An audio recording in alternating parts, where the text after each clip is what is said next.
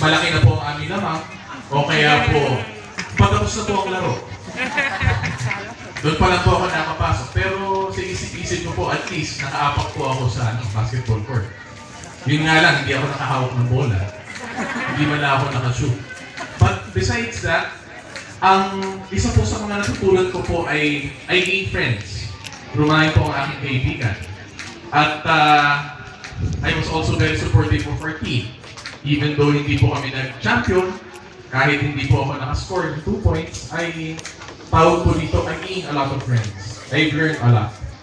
And in terms of this activity, it's not all about sports, but as well as fellowship, bonding with one another. At higit sa lahat po ay dapat pong ipamukha po natin sa ating pong mga teachers, sa ating pong mga administrators that we give our very best and indeed they are very proud. So to our dear athletes, our dear participants, I wish you all the best as well as I wish good luck and make your respective institutions proud. At alam niyo po, meron po akong gustong basahin po sa inyo ng quote. Sinave ko po ito sa aking text. Dahil lang po marami po kasi ako sa inbox. Mga 200 plus, hindi ko po nagpupurang yung message po. Messages ko po. Iba-iba. Ako sa rin na sulit. Pero po meron pong, isip ko ba dito? Wala.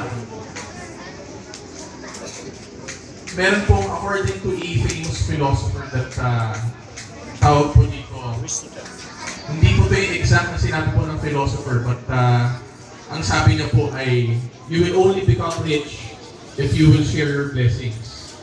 Ano po to nakasave po to sa isa kong phone. Si Josephine Ann Swetching ang pangalan po niya. And if you share your blessings, indeed you will become rich. At if you will analyze that philosophy by Ann Josephine, pwede rin po natin maihimbing sa ating pong mga guro. Dahil po we consider our teachers as unsung heroes. I consider them as foot soldiers. Ika nga po. Lalong-lalo na po sa mga kaibigan po natin sa Department of Education. Pag kayo po ay taga-1st district, ni-assign po kayo sa 1st district or sa 2nd district. That's already a lot of sacrifice. Especially if you have a family. And your role being second parents to our teachers is no joke. But beside the time, you're sharing your blessings, your nourishment, what you have learned when you're studying for our dear students. And whatever your students will become in the future, you are also a major contributor, not only in the child's education, but as well as the future of the child. So I salute all of the teachers for a job well done. Makikita po natin full force po ang ating mga teachers sa ating pong event. Palakpakan po natin ang ating pong mga guru. And lastly, I would like to congratulate the coordinators headed by our chairman, headed by our district supervisors, our school administrators. As we can see, we have a successful event. Masabi po natin is successful because we are well supported by our participants as well as our institutions. So, keep it up.